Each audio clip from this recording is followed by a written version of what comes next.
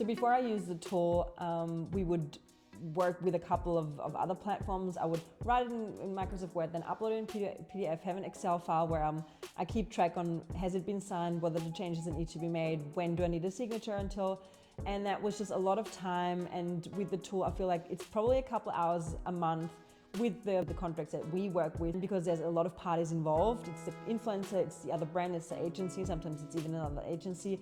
Combining all these people and having all the people sign it just takes a lot of time if you work with different platforms and different tools. So with fynk, I just feel like it's all in one.